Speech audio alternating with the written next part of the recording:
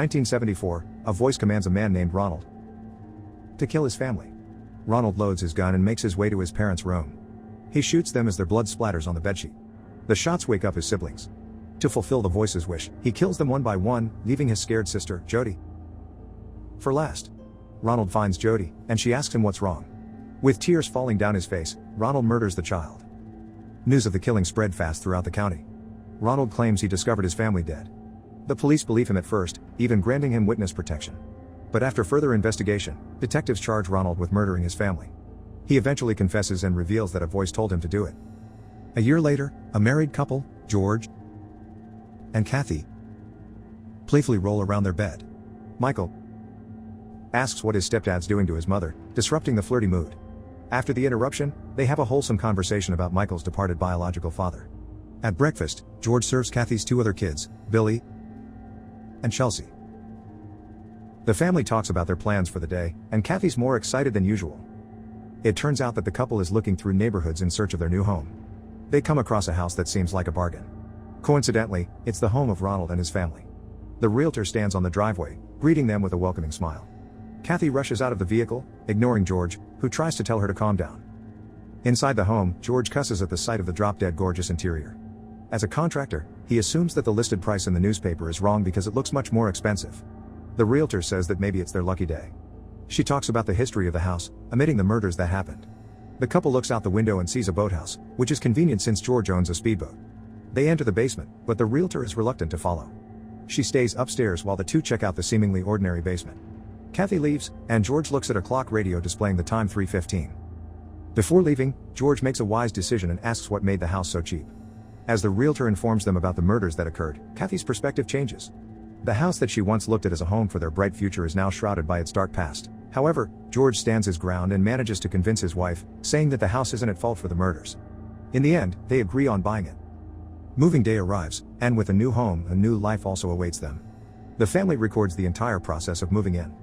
They carry a truckload of boxes, swim in the lake, and most importantly, allow their dog, Harry, to get acquainted with his new territory. When night arrives, Kathy kisses Michael goodnight, reminding him to pray. Billy voices out his opinions about praying, saying that his father still died despite his prayers. Kathy comforts her son while George listens outside. She tells Billy that George doesn't intend to replace his father, instead, he just wants to be his friend. The two finally settle in their bedroom. Kathy's mother calls, who seems to have a lousy relationship with George.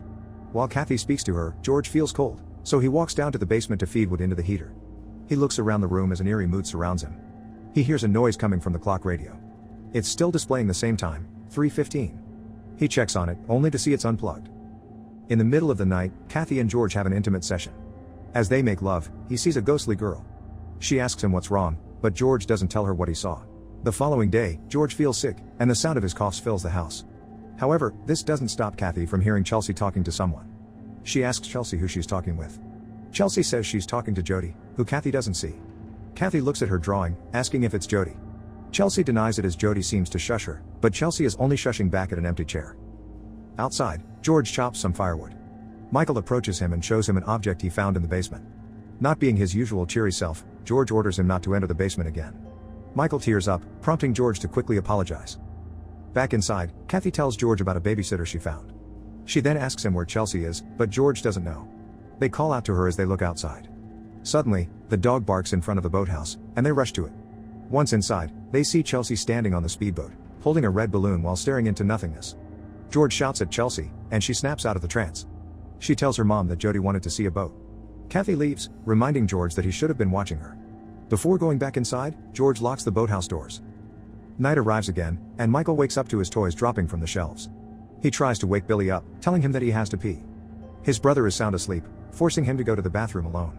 Michael walks along the corridor and sees the unlocked boathouse. He runs to the white light inside the bathroom, relieving himself while watching the door. The scared boy turns the faucet's knob, but water doesn't come out. For a split second, he looks at the door, and when he turns back, a person with blood dripping from his mouth stands beside him. He runs back to bed and hides under the covers. Meanwhile, the windows open, chairs start moving, and thunder wakes George up. He walks to the kid's room and sees the bloodstained sheets. When he looks at himself, he sees a gun in his hand. Suddenly, George wakes up, and the clock radio displays at the same time again. He hears Harry barking and looks outside to see a red balloon floating out of the boathouse. He runs to the boathouse, thinking that Chelsea is there. Inside he finds no one. As he looks around, bubbles start appearing at the water's surface. George immediately dives in, but he finds no one underneath. After his night swim, George berates Harry for barking when there's nothing wrong. In one of the windows, Jody reveals herself. George sees Chelsea awake with Jody beside her. He rushes to Chelsea's room to find her sleeping. Inside her closet, two arms hold Jody up the ceiling. George doesn't notice as he's focused on giving Chelsea her stuffed toy. The night of horror ends, and Kathy awakens with George missing while Harry seems to be looking for something in the wall. George shouts for him to stop, and he sees ashes scattered in a corner. Kathy walks in on George sitting alone in the basement. She asks her what he's looking at, but George is also clueless about what it is. Kathy invites her to join her back in the bed, but George harshly denies her, saying she shouldn't treat him like her kids. George tells her the events of the night before. In his hands are the keys of the boathouse which he found in Billy's room. 2 weeks have passed since the first day they moved in. George talks to Billy about the keys he found in his room, but Billy denies ever taking them. They arrive home, and George orders Billy to carry the firewood. He mocks him and proceeds to get on with the task. Meanwhile, the magnets on the refrigerator form a disturbing phrase. While washing the dishes, a shadow runs past Kathy. She sees the magnets on the fridge, causing her to look for George. She finds him chugging milk. Kathy asks if he arranged the magnets on the fridge, but he looks to see them scattered. She disregards what she saw, but deep down, her fear grows. Later that night, the couple is all dressed up for a date. Billy complains about them getting a babysitter, then someone knocks on the door. Lisa introduces herself and removes her coat. At the same time, Billy also removes all his doubts about having a babysitter. George teases the flustered Billy. Lisa shares that she used to babysit the previous owners. This raises worry for the couple, but not enough to ruin their night out. At a local Italian restaurant, the two enjoy their deserved break from the stresses of having a new home. After a while, they talk about the challenges they're experiencing. Kathy asks George if his feelings towards her have changed. He assures her that nothing has and will ever change, promising that he'll make her happy for the rest of their lives. Meanwhile, Lisa also relieves her stress with a hit from her bong. Someone knocks on the bathroom door, and she opens it to see Billy with a bowl of popcorn. Moments pass, and the high kicks in as Lisa sticks out her tongue in an attempt to copy Gene Simmons. The topic shifts to the murders that happened in the home. Lisa leans closer as she plans to tell Billy about it. As Lisa gets more comfortable with Billy, she talks about Ronald and how crazy he was. Michael enters the room just as they're about to get into the gory details. Lisa makes him cover his ears, and she starts telling the story, leaving out no details. The two are freaked out, and she realizes how terrible she is at babysitting. Their conversation leads them to Chelsea's room. Chelsea interrupts Lisa's story as she relays a message from Jody about how bad of a babysitter Lisa is. Billy dares Lisa to go into the closet in exchange for his kiss poster. She agrees and enters the closet acting scared. Suddenly, the door closes, and she starts to panic. The door won't open despite them tugging from both sides. Lisa starts crying in fear as the bulb flickers light onto the creepy dolls in the closet. Blood starts dripping, and Jody appears behind her. She shows her the bullet hole, forcing her to put her hand in it. She sees the scene of Jody's death, causing her to bang on the door furiously. Later that night, paramedics take a traumatized Lisa away. George accuses the kids of pulling a prank on Lisa. Feeling angry, he loses his cool and shouts. Kathy tells George to calm down, but he insists on changing the way they discipline the children. Billy blurts out that they know about the murders, and they don't want to sleep in their room anymore. George threatens them, and they run from him. Kathy follows with a fearful look on her face. In Chelsea's room, Kathy talks to her about Jody. She tells her that Jody scared Lisa away because she doesn't like her. She also says that Jody doesn't like George. The next day, Kathy and Chelsea watch George as he bosses around the two boys. At the dinner table, Kathy confronts George about how he's too hard on the kids. He then crosses the line by saying that he must discipline them because their dead father can't. In the basement, George overhears Billy and Michael talking bad about him through the vents. Suddenly, he hears another voice telling him to catch and kill them. The voice comes from the wall.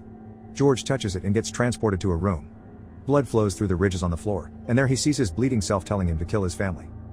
In the bathroom, he pukes as he feels sicker with each passing moment. He washes his face in front of a mirror, removes his clothes, and submerges in the bathtub. Hands start to grab him and drown him. Kathy pulls him up as he continues to shout in fear. The doctor shines a light on George's eyes, asking if he takes drugs. George denies it and says he feels fine. The doctor agrees with him as his x-ray shows no injuries. However, he advises him to meet a psychiatrist. They arrive home and Chelsea's toy suddenly drops at George's feet. Kathy hears Chelsea's voice calling out to her, and there they see Chelsea on the roof. Kathy rushes in while George grabs a ladder. Chelsea balances her way to the opposite edge with her mother close behind. She says that she has to go with Jody as she steps off. Luckily, Kathy grabs hold of her shirt, but the weight pulls her to the edge. The shirt rips, and Chelsea falls to George's arms. Inside, the two argue about whether or not Jody is real. Chelsea insists that Jody told her to jump so that she could see her father. George walks in with a stuffed toy in hand as they talk about how Jody misses her father. He expresses his frustration and leaves. Later that day, Kathy introduces herself to Father Calloway. She opens up about their family's challenges. Feeling emotional, she tells him that demons reside in their home. Father Calloway tells her that the previous owners of the house had the same problem. Outside their home, Billy holds a log for George. With a swing of his axe, George cuts the wood in half. Billy is scared of him, and George teases him more because of it. He orders him to put another log. Billy's fear makes him hesitate. However, George persuades him with a threatening gaze and a slap in the face. In the basement, George laughs at the recordings of when they first moved in. Suddenly, he sees a demonic face patched on top of Billy's face. The clock strikes 3:15, and the voices wake George up. He goes upstairs to see the door open, seeming as if something's leading him outside. He immediately grabs his axe and drags it along the wood flooring. The voices lead him to the boathouse, and he slowly walks in. He nears a corner of the shed, then suddenly, a figure appears behind him. George swings his axe, and blood splatters on the wall. With a defeated look, he drops his axe to grab a bloody collar. Morning arrives, and George stares at his shaking hands as he can't believe what he did. Kathy suggests they leave, but he ignores her and starts crushing her finger. She pulls her hand, looking at him in fear and disgust. George calls her stupid for suggesting they leave. Kathy shouts that she doesn't care about the house anymore as she only wants their family to go back to normal. George focuses on the freezing temperature that seems only to affect him. They start shouting, grabbing the attention of the children. Michael says that they can't find Harry, and George tells them that he probably ran away. Father Calloway visits the home while George continues to work on his project of nailing the windows shut. Kathy invites him inside, and his eyes shift onto Chelsea's doll. Outside, Father Calloway informs Kathy that Chelsea's doll once belonged to Jody. She knows about this, saying that the previous owners left it. However, he tells her that Jody was buried with the doll. Father Calloway opens up his case and starts praying. He blesses the room with holy water that instantly dissolves once it hits the floor. A noise from the vents distracts him, and the door suddenly closes. Father Calloway takes a closer look, and hundreds of flies swarm him like the plague of locusts. The door then opens, and a voice instructs the insects to fly out. Kathy runs after Father Calloway, but he's lost all hope for them. She turns around right into George's arms. Night arrives, and the voices consume George more and more. A screen turns on, instructing him to catch and kill. He exits the home, and Harry's barks haunt him. Feeling frustrated, George shouts and falls to his knees as he tries to fight his murderous intent. Meanwhile, Kathy watches from afar.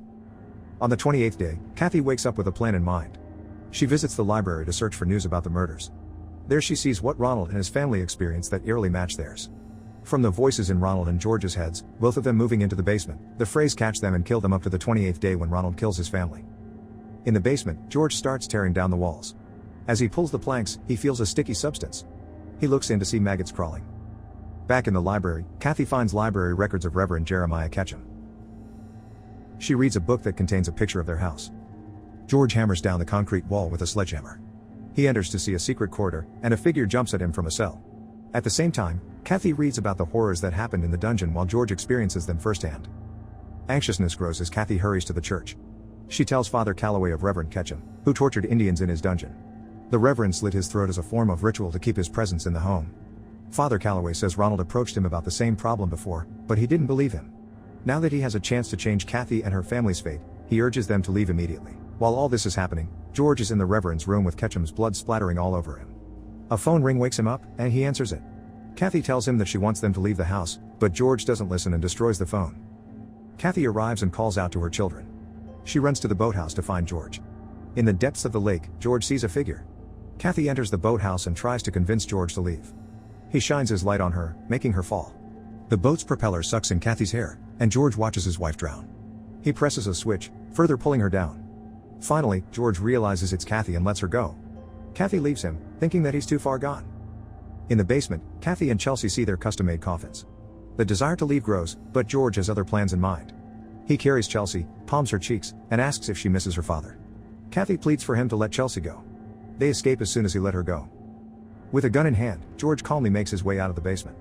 However, Billy blocks the door with a shelf. The winds and the unholy spirits also block the escape of Kathy and her kids. Multiple doors and windows slam themselves shut, and their chances of surviving thins.